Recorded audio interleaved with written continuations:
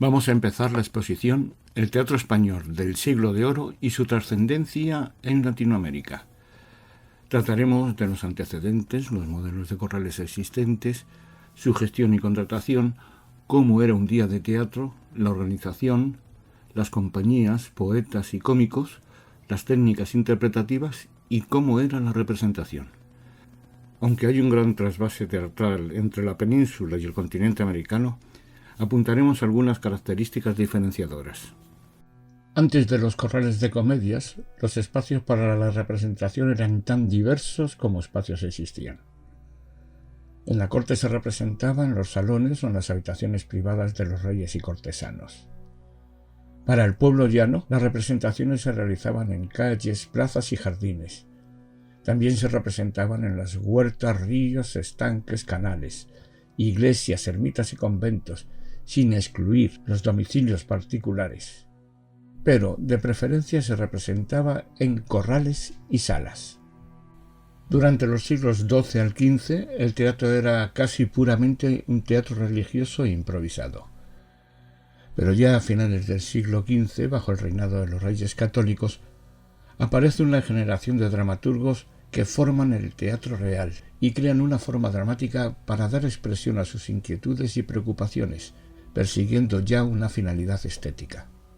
Con la llegada del Quinquecento italiano y el Renacimiento, el teatro en Europa sufre una gran evolución, especialmente en Italia, donde hay un gran desarrollo del teatro tanto cortesano como popular, lo que hizo que su teatro y sus compañías profesionalizadas se distribuyesen por toda Europa, especialmente por España, donde se contrataban compañías tanto para la corte como para representar por ciudades y pueblos. Cervantes nos cuenta que Lope de Rueda, al ver a las compañías italianas, ello le motivó a dejar el trabajo de Batioja para dedicarse al teatro ambulante. Lo cierto es que en el siglo XVI la comedia del arte italiana inspiró a las compañías españolas, pero en el siglo XVII es la comedia española la que influye en Europa. Italia siguió siendo también un referente durante el siglo XVI y XVII, incluso de escenarios y decorados que se exportaban por toda Europa. Los pueblos indígenas que habitaban Mesoamérica practicaban representaciones relacionadas a ceremonias religiosas y sucesos de culto en forma de cantos, danzas o mitones y algunos diálogos representados muy simples. La esencia ritual del drama precolombino se puede definir como predramas o liturgias protodramáticas. Arrón nos dice que en la América prehispana se cultivó un teatro ingráfico que contó con locales adecuados, actores diestros en su oficio, abundantes recursos escénicos y multiplicidad de temas y formas. Hay que destacar los distintos grados de desarrollo de las distintas culturas, la maya, la quechua, la inca, la antillana y el resto. En el siglo XVI, numerosas prácticas culturales indígenas encontradas fueron analógicamente caracterizadas como teatrales y llamadas comedias, farsas, tragedias, entremeses.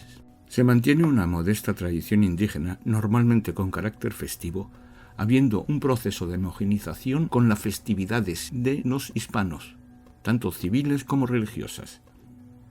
Las representaciones a principios del siglo XVI, como en España, se realizaban en el interior de los templos, en los atrios, en los patios y giraban en torno a los pasajes bíblicos.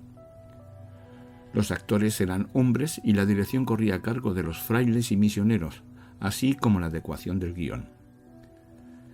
Las mujeres no intervenían en las representaciones, ni para hacer de la Virgen María, que hacían jóvenes imberbes.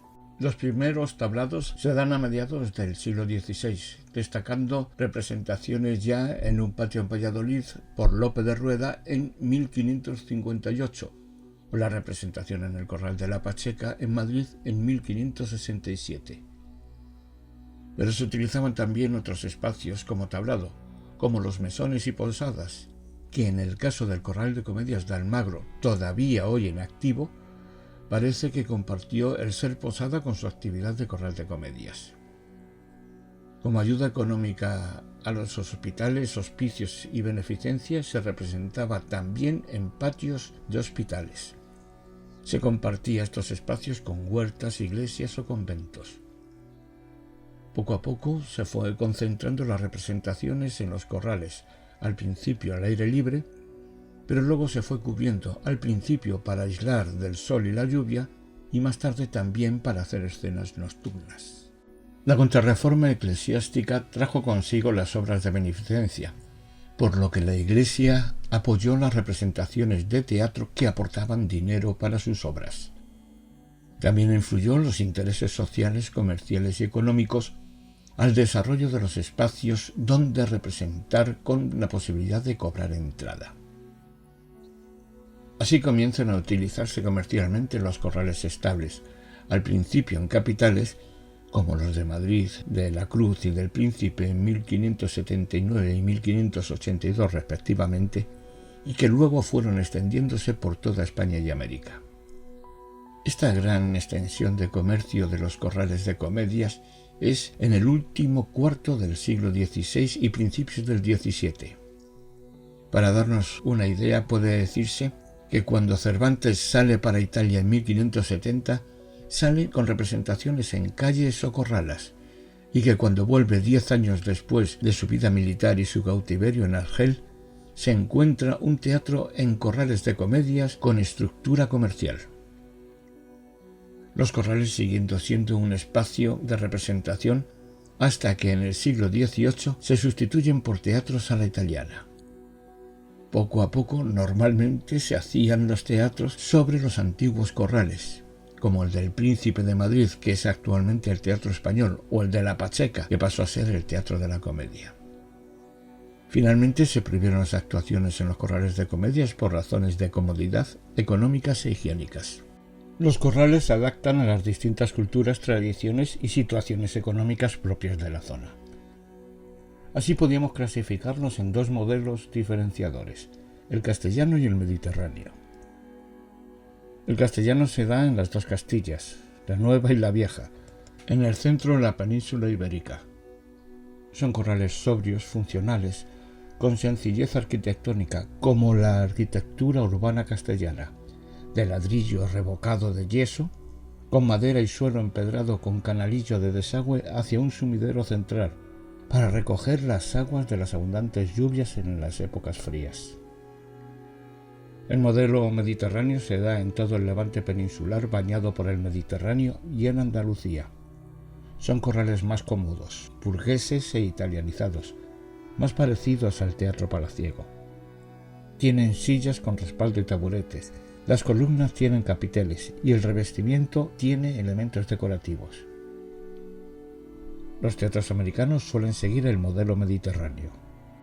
¿Y cuándo comenzaron los corrales de comedias en América? No debieron retrasarse mucho con respecto a España peninsular, pues a finales del siglo XVI ya existían en Puebla y en Lima. Lo cierto es que no hay constancia del corral de Lima, pero se han encontrado documentos de censura que hacen pensar que existía.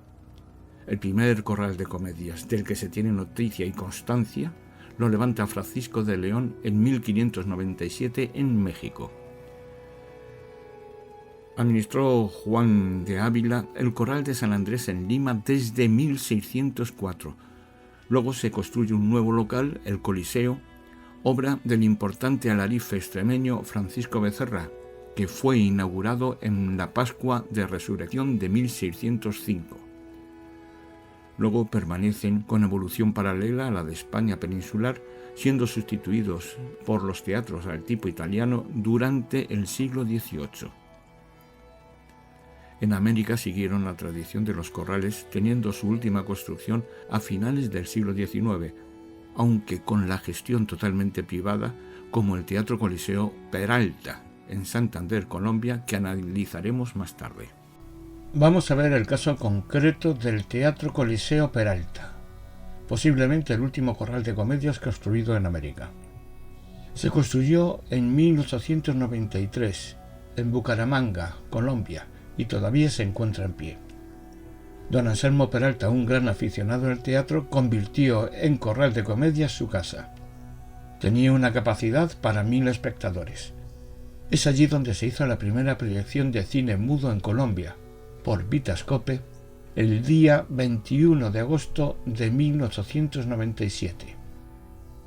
En él se mostraba zarzuela, teatro y los más diversos espectáculos. Entró en decadencia a partir de 1930. Mediante el decreto número 292 de 24 de noviembre de 1975, el Teatro Coliseo Peralta fue declarado bien de interés cultural. Actualmente está en parte ruinoso, especialmente el segundo nivel y tejados, aunque lo utiliza una compañía local. Ojalá la sensibilización de las instituciones se centre en la recuperación de este espacio histórico-cultural.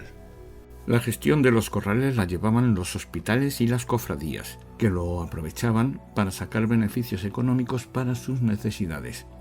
Pero también existían corrales privados y municipales. En Madrid, la Cofradía de la Sagrada Pasión alquilaba los corrales para que las compañías pudieran representar. Esto se acabó extendiendo por otras zonas, tanto de la península ibérica como de América. Con el tiempo, esta y otras festividades populares han necesitado un mínimo de organización, debido a su complejidad. La Iglesia nunca ha podido lograr el control total de estas actividades. En torno a las fiestas mariales y patronales se han formado cofradías, asociaciones, fraternidades encargadas de animarlas. En Cuba y en otros países del Caribe tuvieron gran importancia los cabildos de nación, que representaban las principales etnias africanas. Estos cabildos no solo fomentaban las artes tradicionales, sino que se preocupaban también de la salud y el bienestar de los más necesitados. Desde principios del siglo XVII, el teatro se convirtió en la gran pasión del pueblo. Ello provocó en la Iglesia cierto recelo al suponer la inmoralidad del drama, unido a que los teatros comerciales les disminuían sus ingresos benéficos. Sin embargo, otros apoyaban el teatro por su factor económico, que ayudaba a los hospitales y a las cofradías. Ante esta dualidad de opiniones, no era normal que se cerraran los corrales por una causa u otra. Lo más normal por el duelo o muerte de algún personaje de la Casa Real, como por ejemplo, en 1597, en el que Felipe II dicta que se cierren los teatros por la muerte de la princesa Catalina, que luego posteriormente abrió el año siguiente su hijo Felipe III. En 1598 se cerró el teatro a causa de la Iglesia, y la más larga suspensión de la que se tiene noticia fue en 1646 hasta 1649 por las muertes de la reina Isabel de Borbón y del príncipe Baltasar Carlos. El teatro se destinaba en un principio solo a los españoles y sus hijos, pero no se tarda mucho en que se amplíen también a indígenas cristianizados. A finales del siglo XVI ya el teatro es para todos los públicos. A mediados del siglo XVII la inmensa mayoría del público era mestizo. Es en el año 1650 cuando ya Lima está teatralmente al mismo nivel de teatro que Madrid o Sevilla.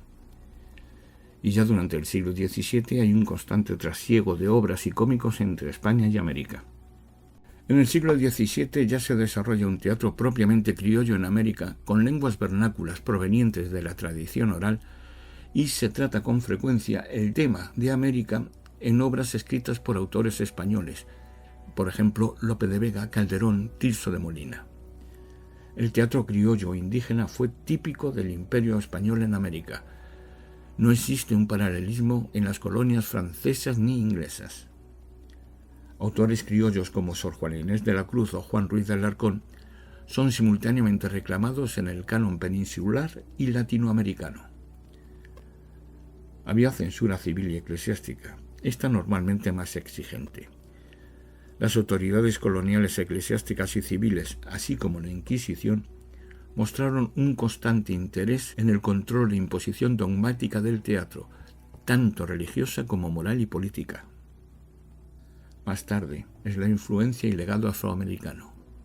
En la América del siglo de oro nos encontramos con 5 modalidades o tipos teatrales destacables, reflejo del teatro que se hacía en la España peninsular, a saber, catequístico o evangelizador, desarrollado principalmente por los franciscanos, destacando porque en sus temas predominan los pasajes bíblicos. Colegial y de conventos, desarrollado por los jesuitas, los Loyola y los carmelitas descalzos. Lo hacen los frailes y las monjas teniendo carácter elitista, siendo prohibido el acceso a los indígenas y negros. De Coliseo, cuyo objetivo es la beneficencia, la formación cívica y el entretenimiento. El público al que se destina es de criollos y españoles de origen. El teatro callejero sin reglamentación. Su finalidad es el entretenimiento. Las actuaciones se realizan por gusto o como medio de sobrevivencia. Podían pedir autorización o no para la representación, pero siempre la Santa Inquisición solicitaba sus libretos para ser revisados y, en su caso, autorizados. La máquina de muñecos imitaba los espectáculos de los coliseos. Cuando hemos hablado de autores, no nos referimos a lo que hoy se interpreta como autor, sino al autor de compañía, que era quien tenía la función de director y empresario. Los poetas o dramaturgos vendían sus manuscritos a los autores, que los alteraban a su gusto sin límites y los ponían en escena. Entonces no había lo que hoy conocemos como derechos de autor. De hecho, no existió este concepto hasta el Romanticismo, a mediados del siglo XIX. Por esta razón se pirateaban las obras y se formaban los llamados memorias o memoriones, gente que acudía a las representaciones y memorizaban el texto, que luego vendían a otras compañías o a los impresores. Ello hizo que los poetas acabaran publicando sus obras, como ocurrió con Lope de Vega y Calderón, entre otros.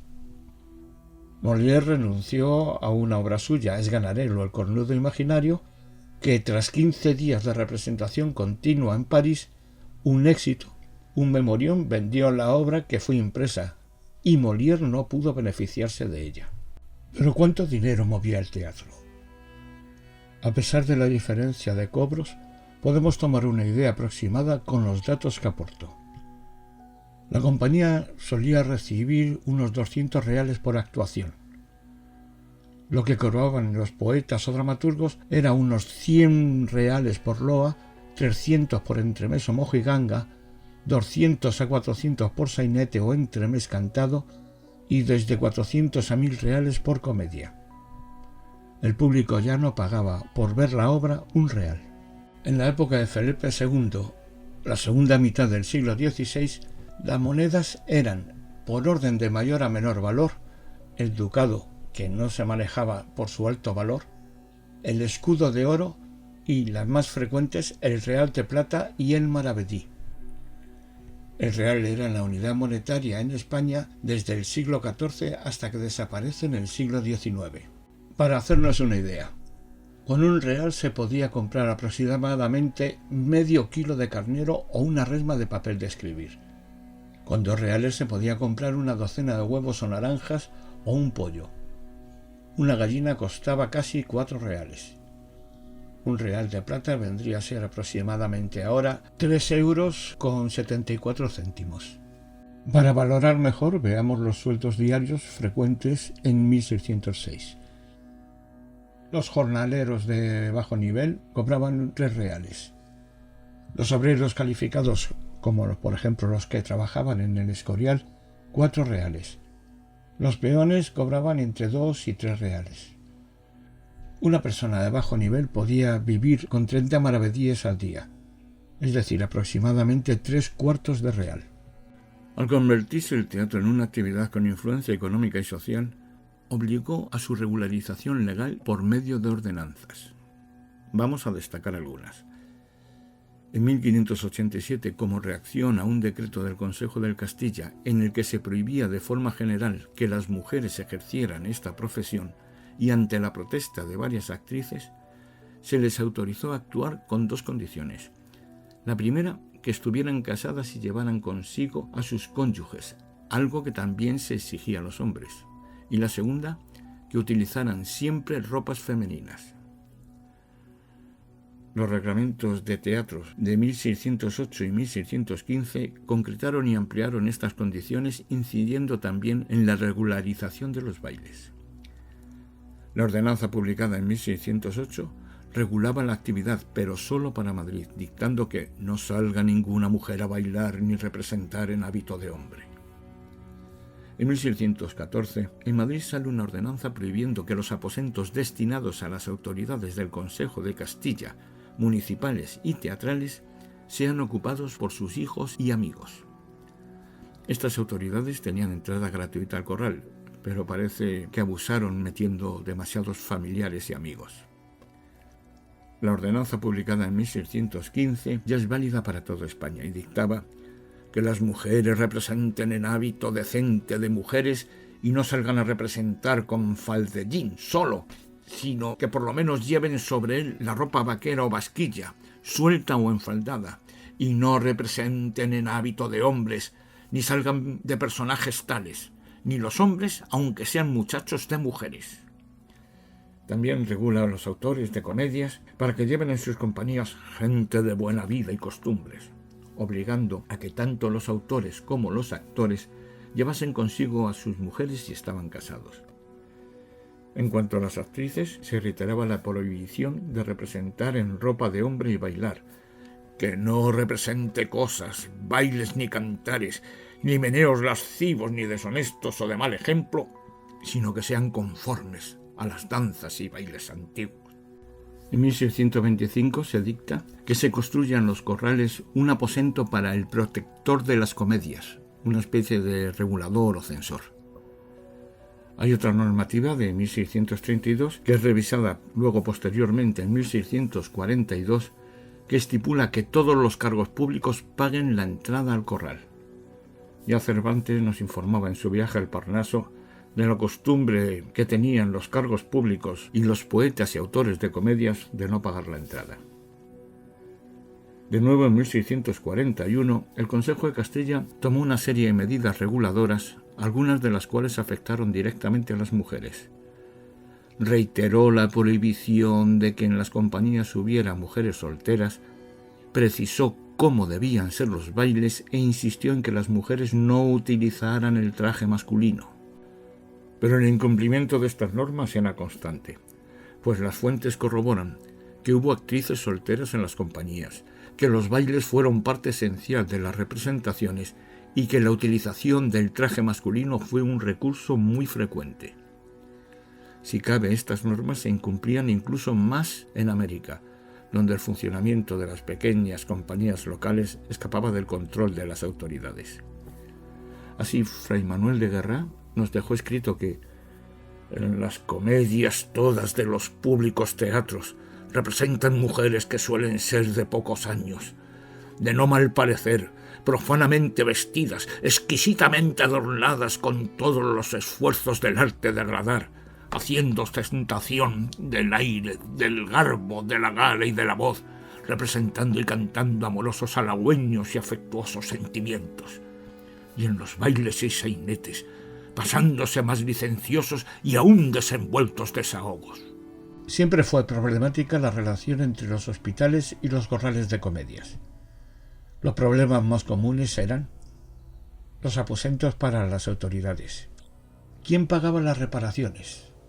Normalmente las de menor envergadura los arrendadores y los arreglos mayores por parte de los cofrades hospitalarios o los ayuntamientos. Las subastas de concesión, los precios de las entradas, el reparto de la recaudación. Como vemos, casi la misma problemática que en la actualidad. Acá podemos ver algunas de las cláusulas para la construcción de un corral de comedias por el empresario teatral Miguel García en 1621 en Pastrana, un pueblo de Guadalajara en el centro de España. Destacar que se le concede licencia exclusiva para la actividad teatral. Como compensación se cobra en madera del pueblo y ceder gratuitamente entradas al concejo. Se le permite cobrar 6 maravedíes por las localidades de carácter general y que los aposentos que yo labrare en dicho patio para mujeres y personas que le gusten de oír de ellos las dichas comedias los pudieran alquilar a mi riesgo y aventura sin que en ellos se me ponga límite ni tasa por la justicia. Pero ¿cómo eran los corrales? Los corrales tenían distintas zonas: el escenario, el patio central con bancos, gradas y cazuela, el desván, los aposentos y rejas y las localidades oficiales. El escenario normalmente estaba a una altura de 2 metros. El patio estaba descubierto y a veces matizados con toldos de lino. Era de planta cuadrangular cerrada costaba la entrada en 1606 de 16 a 20 maravedíes, más 4 para la cofradía. La cazuela era destinada a las mujeres del pueblo llano. Un apretador hacía que entrasen muchas más de las que los asientos que estaban destinados. Bancos y gradas eran destinadas al pueblo, estaban cubiertos y costaban 40 maravedíes. El desván o tertulia estaba destinado a los doctos curas y frailes. Solían comentar la obra, de ahí que se llamasen también tertulia. Los aposentos y rejas eran zonas restringidas. En 1606 costaban 12 reales por función. Estaban destinadas a los nobles, indianos ricos y alta burguesía. Se compraban por temporada. Las localidades oficiales eran gratuitas para las autoridades. Acá podemos ver el modelo del corral de comedias. Pero en la siguiente podemos explicar mejor las partes de las que se componía un corral de comedias.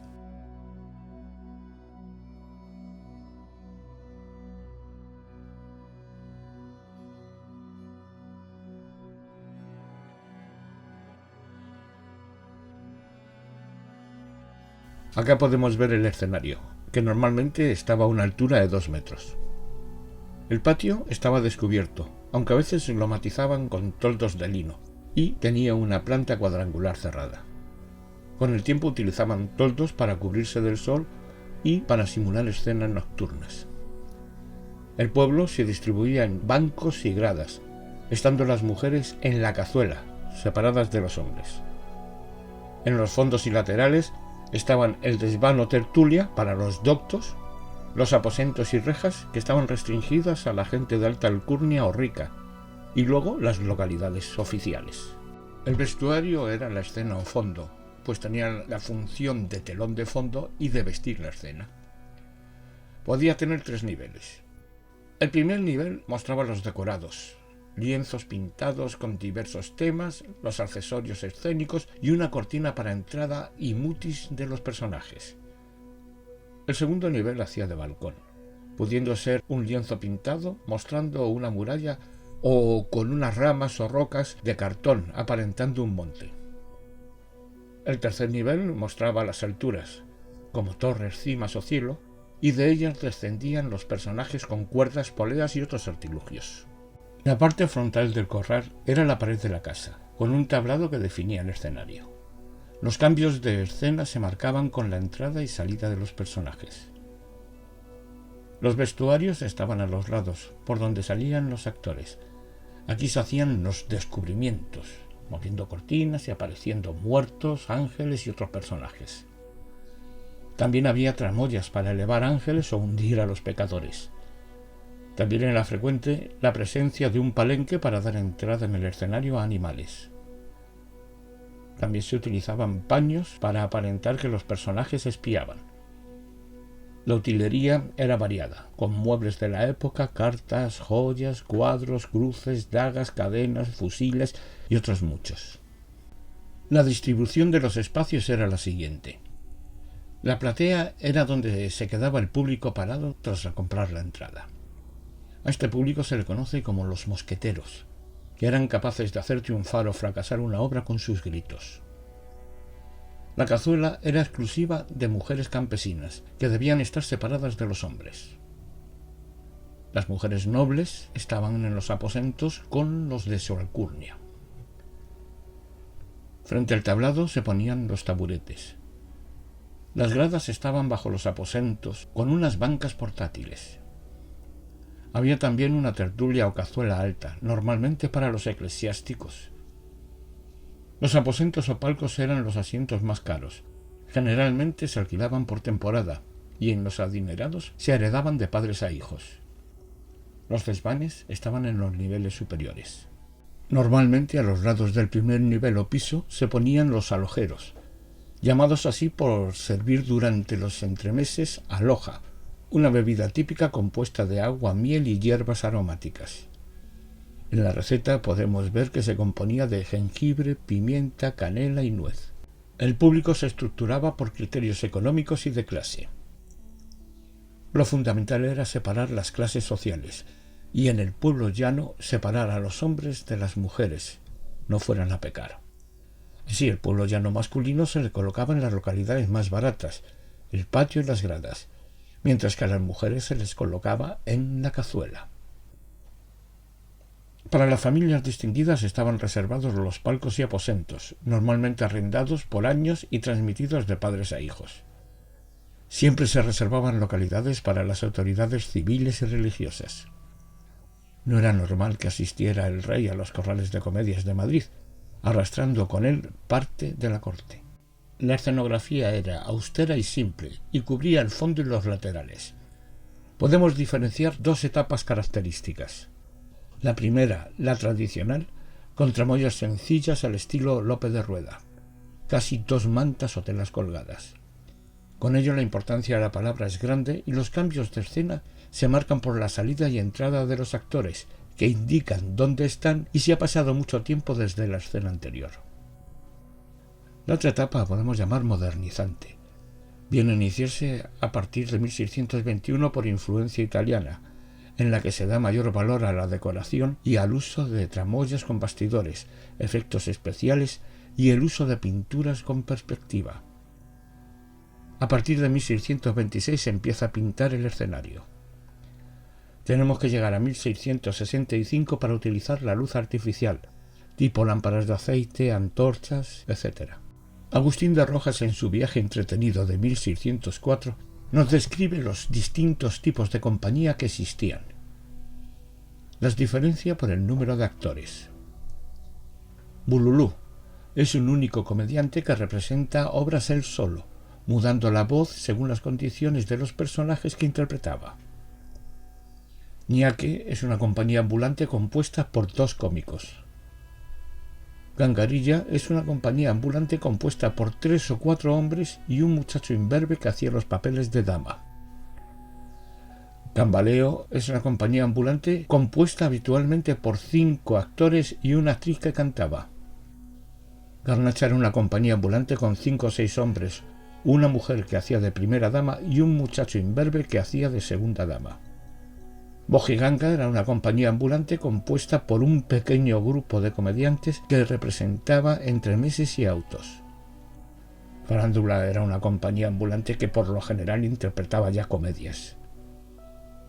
Una compañía era una agrupación de actores, cantantes o bailarines unidos para representar espectáculos escénicos. Pero ¿cómo evolucionan las compañías con el paso del tiempo? A lo largo del siglo de oro, la profesionalización de los componentes del teatro obliga a evolucionar a las compañías. Así, con Felipe III se formaron las 12 compañías reales o de título, las autorizadas por el rey, que eran las más extensas y profesionalizadas, con un elenco que podía llegar hasta los 20 cómicos.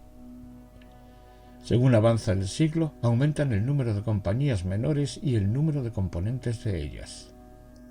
Con el avance del siglo, las compañías y los cómicos fueron profesionalizándose progresivamente. Podríamos distinguir entre las compañías 2 tipos claramente diferenciados.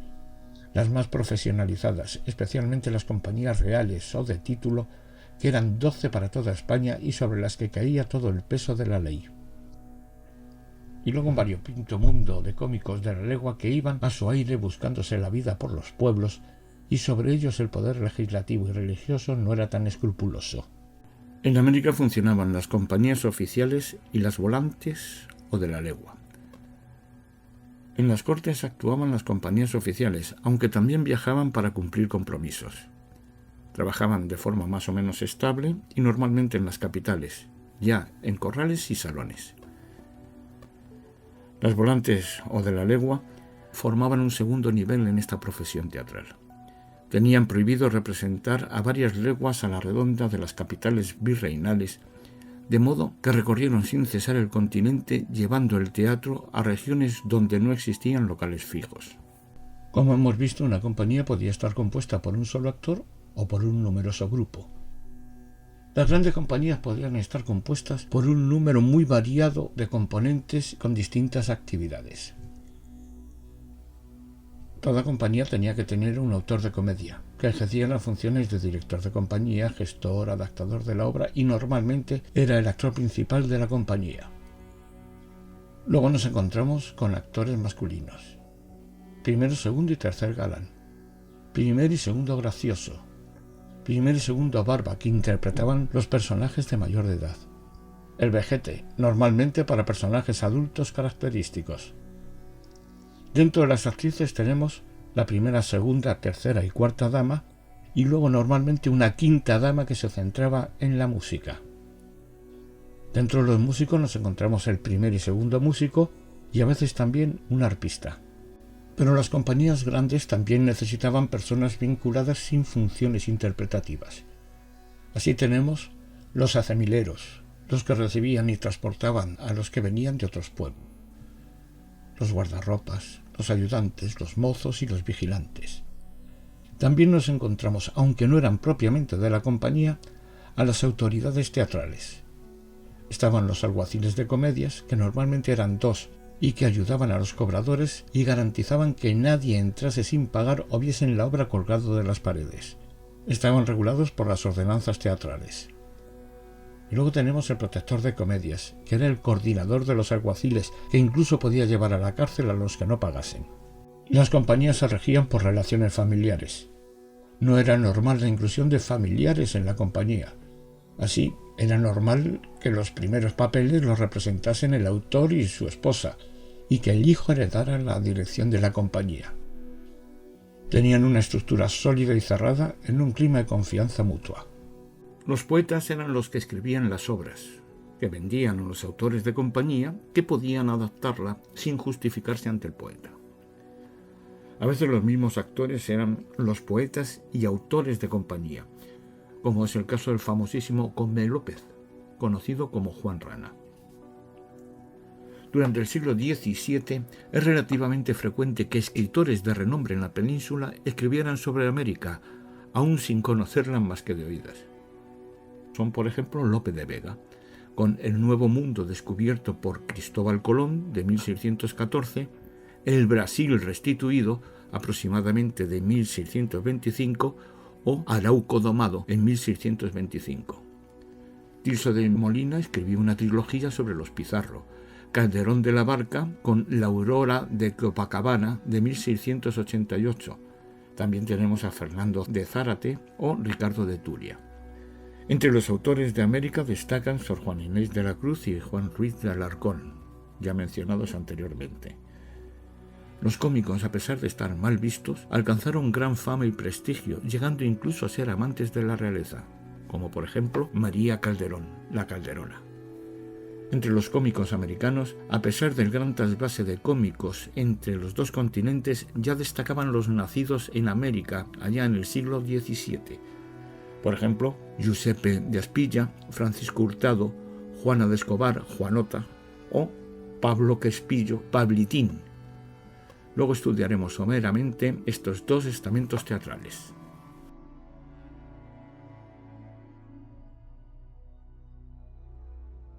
Los poetas, los que escribían el texto original, podían escribir poesía, teatro o prosa, siendo normal que tocasen distintos palos de esta actividad literaria. Así, Quevedo escribió poesía, prosa y teatro, al igual que, entre otros, Cervantes y Lope de Vega.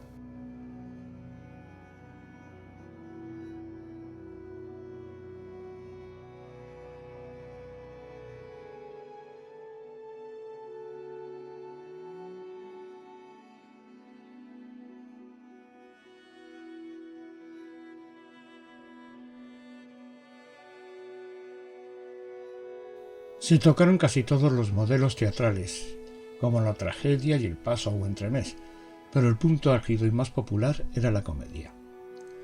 Y dentro de la comedia se tocaron infinidad de estilos, como las de capa y espada, de enredo, costumbristas, religiosas, mitológicas, históricas, pastoriles, de intriga, y así infinitos estilos sobre los que navegaban libremente los poetas, siempre pendientes de las peticiones del público y de las compañías. El honor, como en la sociedad, es durante todo el siglo de oro el centro modular de todo texto teatral. El autor de comedias era una especie de empresario y director, eslabón entre la creación y el consumo. En América frecuentemente lo fueron actores de cierta respetabilidad y con capital para asumir esa función. El autor era el director de la compañía, no el autor del texto. Normalmente asumía casi todas las actividades de la compañía. A veces era autor empresario. Contrataba y pagaba las obras y luego las manipulaba para ser representadas sin dar cuenta al poeta. Ejercía como director y solía ser el actor principal. Ejercía como administrador. Contrataba y pagaba a los actores y dirigía los ensayos. Contrataba las representaciones en corrales y palacios. Arrendaba los coliseos. Promovía las giras. Durante el primer tercio del siglo XVII en España hubo 100 autores de comedias que estrenaban entre 20 y 40 obras al año. Cada obra la ensayaban unos 15 días. Los autores de comedias podían ganar mucho dinero y enriquecerse, pero también podían ganar poco para conseguir solo subsistir o, como actualmente, también conseguir arruinarse con el teatro. Actor significa persona que hace, siendo un término que no aparece en el Tesoro de la Lengua Castellana de Covarrubias de 1611. Aparece por primera vez en el Diccionario de Autoridades de 1726 a 1739. En España, Alfonso X el Sabio prohibió en el siglo XIII el entierro de los cómicos en Camposanto al considerarlos indignos, siendo el primer cómico enterrado en cementerio cristiano Lope de Rueda, en el año de 1568. El oficio de actor continúa siendo, durante el Siglo de Oro, heredero de los límites morales y sociales que la Iglesia católica impuso en la Edad Media, siendo vistos como libertinos. Así, Lupercio Leonardo de Argensola escribió en 1598: «Las sabandijas que cría la comedia son hombres amancebados, glotones, ladrones, rufianes de sus mujeres, y que si ellos, como ellas, con estas cosas son favorecidos y amparados de tal manera que para ellos no hay ley ni prohibición». No se les llamaba actores. Entonces, ¿cómo se les llamaba?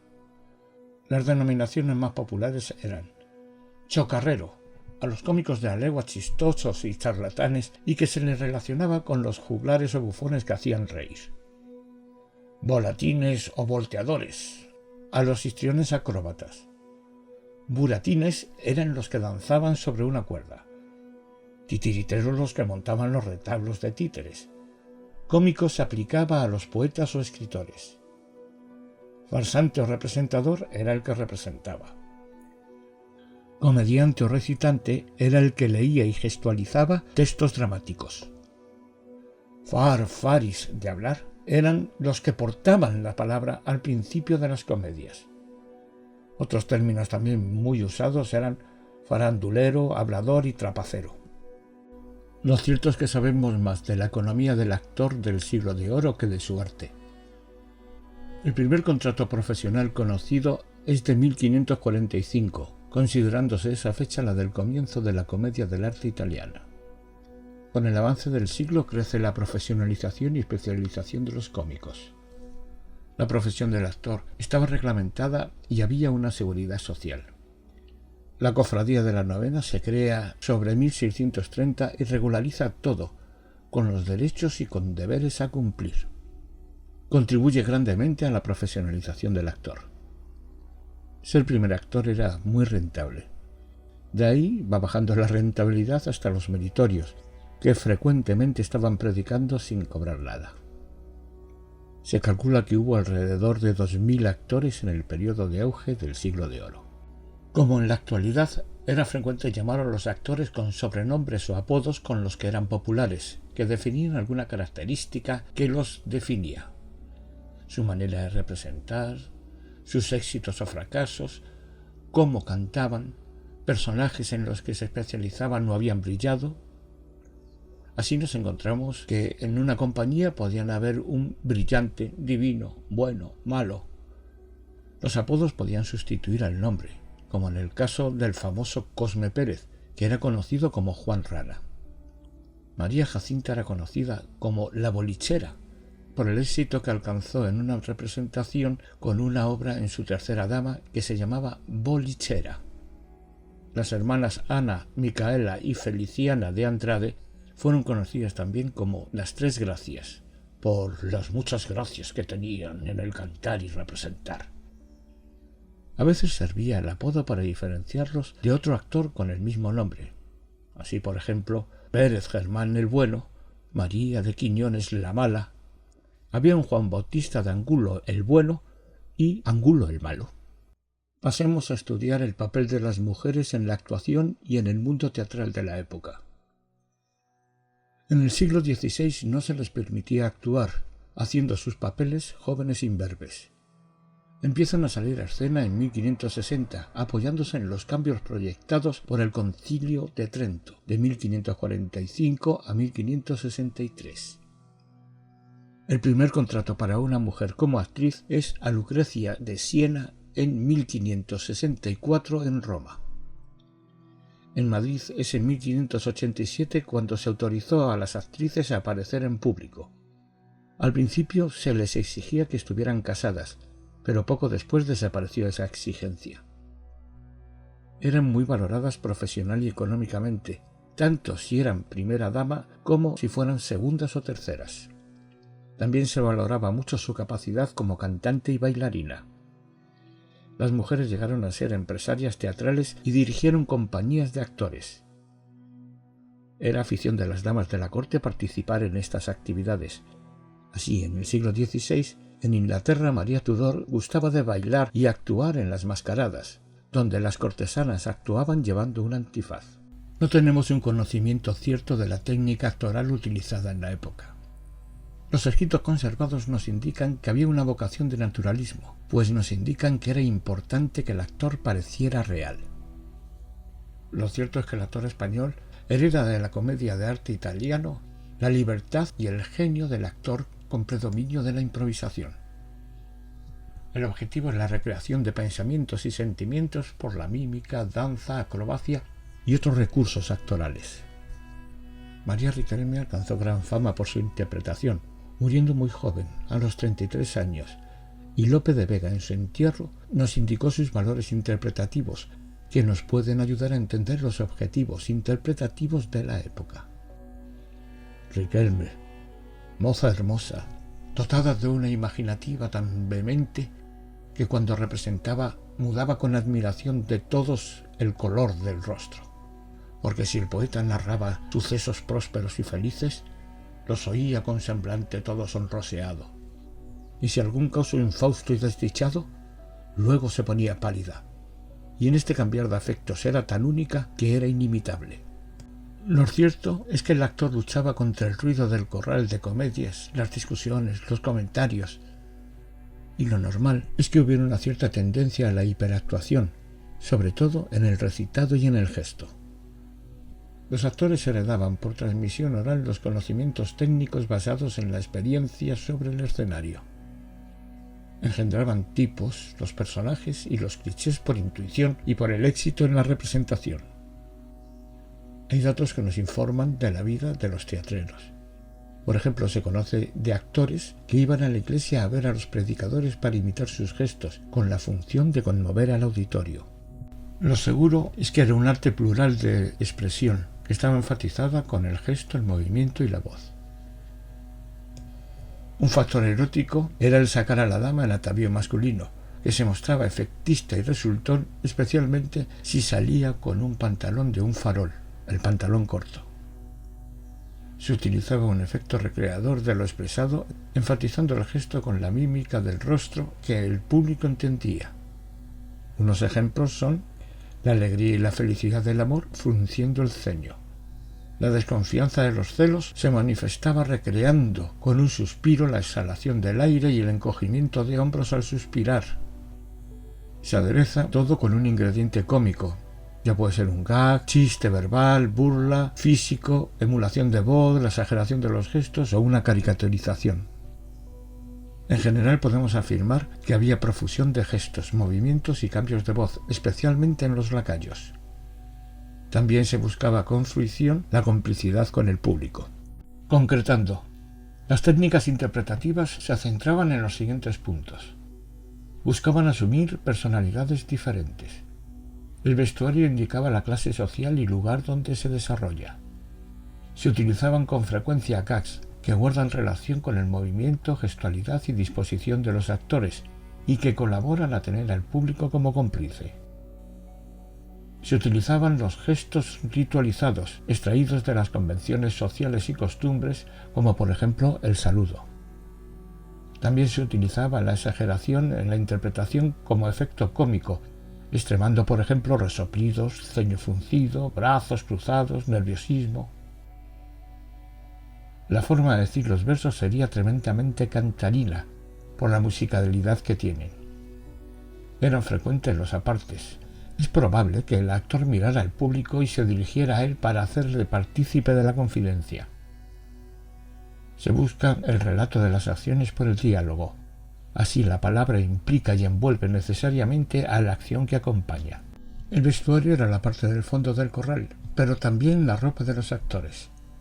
El ropaje era parte importante del espectáculo, siendo definido incluso en la contratación.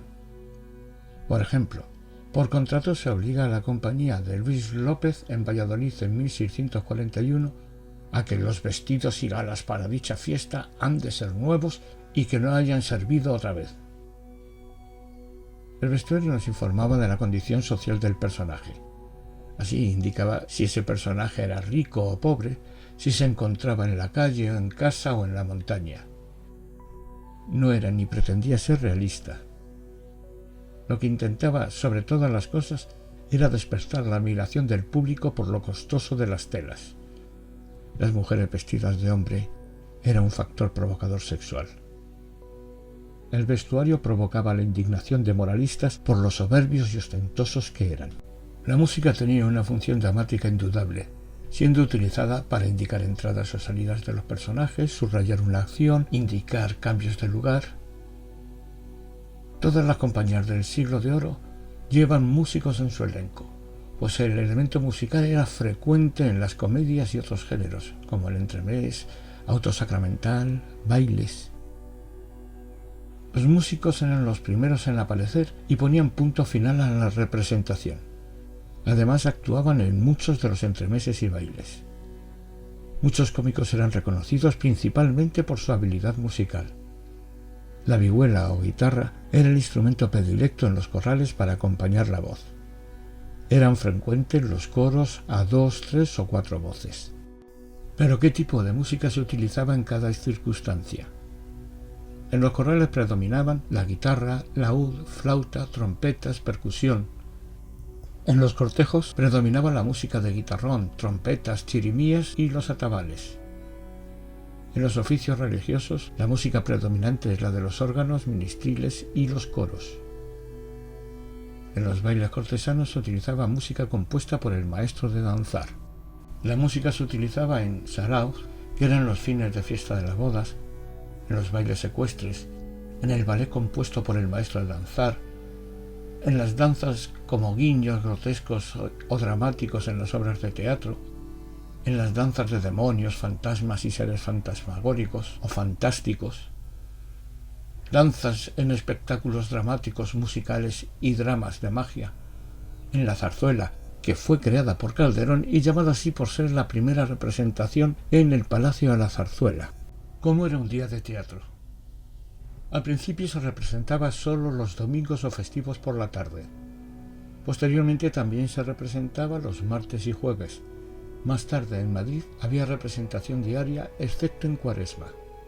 Durante las Pascuas se interrumpían las representaciones. La temporada comenzaba el domingo de Resurrección y terminaba el miércoles de Ceniza. Las representaciones comenzaban en otoño e invierno a las 2 de la tarde, en primavera a las 3 y en verano a las 4. Las obras acababan obligatoriamente antes de la puesta del sol, siendo la duración entre 4 y 6 horas. En las ciudades con universidades se llegó a prohibir las representaciones entre semana para no distraer a los estudiantes. Había carteles que anunciaban las obras y el público llegó a hacer colas en las puertas incluso antes del mediodía, que era cuando se abrían las puertas al público. Los niños no podían asistir a las representaciones y además estaba prohibido fumar en el corral por el peligro de incendios. Las condiciones higiénicas no eran buenas. no habiendo aseos y siendo frecuente la presencia de ratas en el patio. La entrada no era como ahora. Se pagaban varias entradas, una para entrar, otra para la hermandad o beneficiario y otra para sentarse. La compañía raramente llegaba a alcanzar el 20% de lo recaudado. Otros personajes de los corrales de comedias son el mantenedor del orden, normalmente un mozo recio del lugar que con ayuda de un garrote templaba los entusiasmos de los exaltados. También destaca el apretador, la persona que empujaba al público para que entrasen todos y si era necesario les conseguía asiento por las bravas. Una representación constaba de distintos apartados, que iban seguidos para no hacer pausas en la representación. Comenzaba con alguna música para apaciguar al público y reclamar la atención. En los comienzos de los corrales, algunas compañías con capacidades económicas reducidas podían llegar a cantar sin instrumentos musicales, según nos comenta Cervantes. A la música le seguía o se complementaba con unas danzas, normalmente algo lascivas, como el escarramán hasta que lo prohibió la Iglesia, la zarabanda o la chacota. Le seguía una loa, bien monólogo o diálogo, hecho por actores importantes de la obra, con idea de ganarse el favor del público y de las autoridades. Ahora ya comenzaba la obra con su primer acto. Le seguía un baile sensual tipo zarabanda, bailado por las actrices de la compañía. Le seguía un segundo acto de la comedia que al terminar se continuaba con unos entremeses o máscaras mojigangas, normalmente farsas en verso. Continuaba con el tercer acto, con el que se concluía la comedia, pero no la representación, pues le seguía un baile y un monólogo o diálogo acompañado de música, castañuelas y guitarra. Era el momento que ahora llamamos las glorias, en las que se aprovechaba para coquetear hombres y mujeres.